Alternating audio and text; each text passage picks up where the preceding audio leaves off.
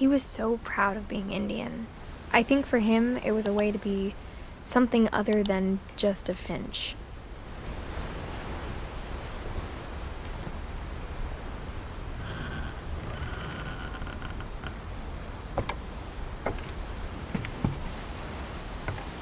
On the way back from Lewis's funeral, my mom told me to start packing. She waited until the day before we left to tell Edie. I'm not sure if she wanted to make it easier or harder.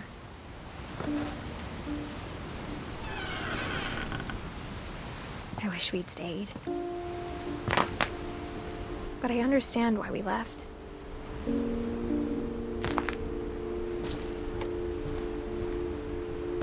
My mom ended up leaving everything behind.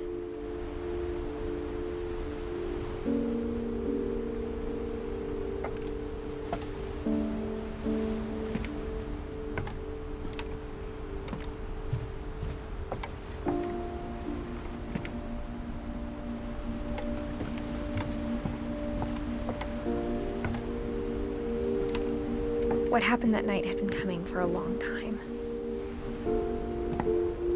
Maybe it should have come sooner.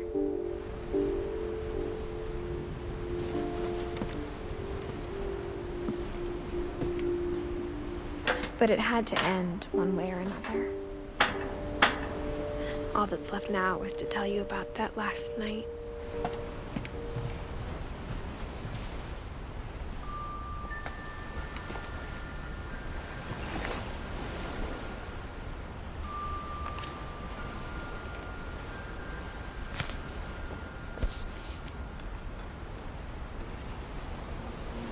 That whole last day, Edie just watched us pack and didn't say a word.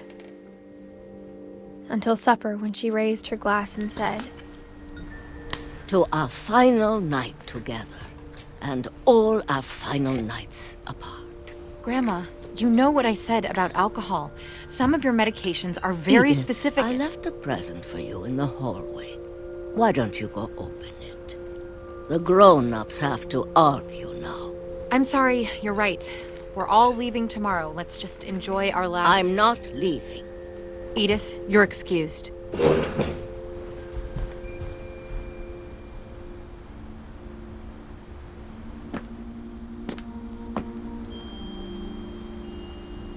the power had been shut off that morning, but Edie always had plenty of candles. When my mom sealed the library, I don't think she knew about the other entrance. Or that Edie had a key to it.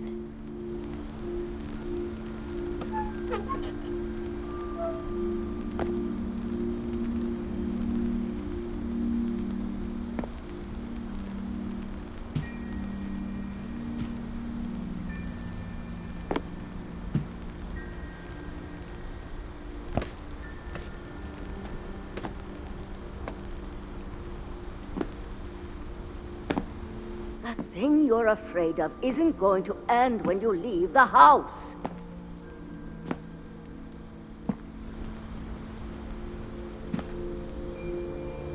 Edith has a right to know these stories. My children are dead because of your stories. I think it's best if Edith and I leave tonight.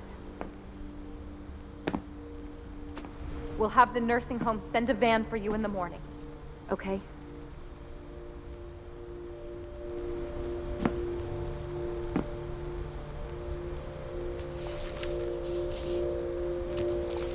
Dear Edith, there's so many stories I wish I could tell you, but there's only time for one. This is about what happened on the night you were born. That night, the tide went way, way out.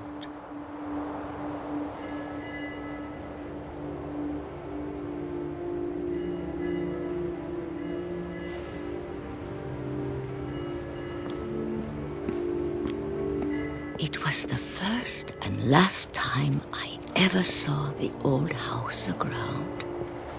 There'd been an earthquake out in the middle of the ocean. They called it the lowest tide in 1,000 years. God, it smelled awful. You know, I've seen that house every day of my life.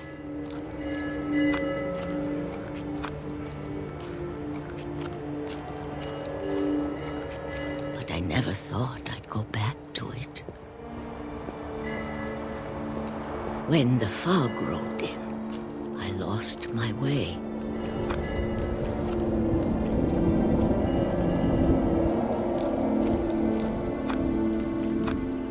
I got turned around.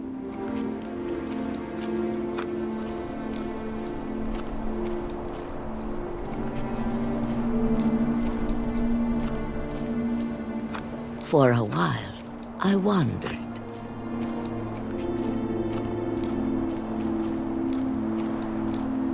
I started seeing things.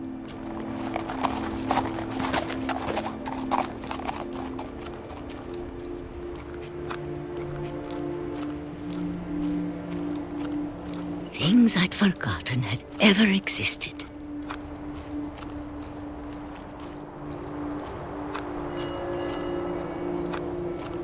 But when I saw them, they felt like old friends.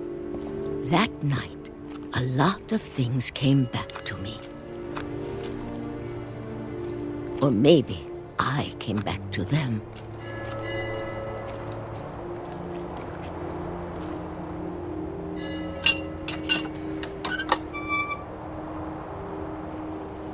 Things I can't explain, but that I need you to try and... Edith, what are you doing in here? It's mine! Edith! Mom, you're gonna rip it! Let go! I kicked and screamed, but Mom dragged me to the car.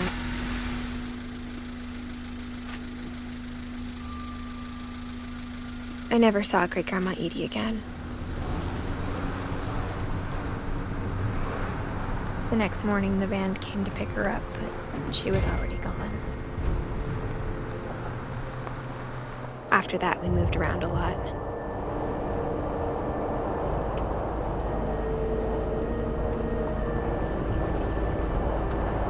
We both tried to make the best of it.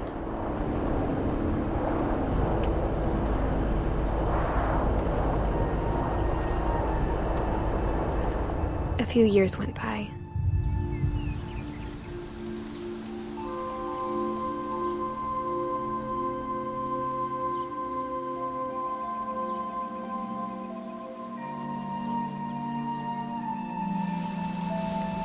My mom didn't like to talk about it,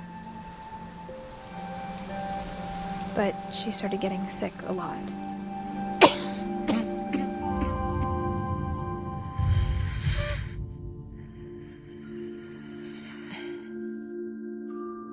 She got better for a while, and then she didn't. And then I was alone. The last Finch left alive.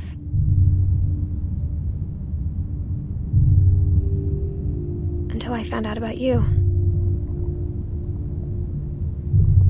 I'm still not sure what to tell you about all this. If we lived forever, maybe we'd have time to understand things. But as it is, I think the best we can do is try to open our eyes. And appreciate how strange and brief all of this is. This journal was supposed to be for you. But now I hope you'll never see it. I just want to meet you and tell you all these stories myself. But I guess if you're reading this now, things didn't work out that way.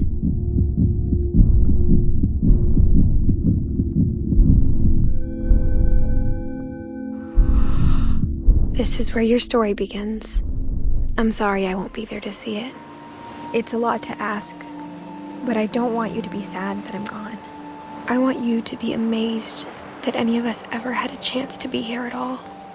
Good luck.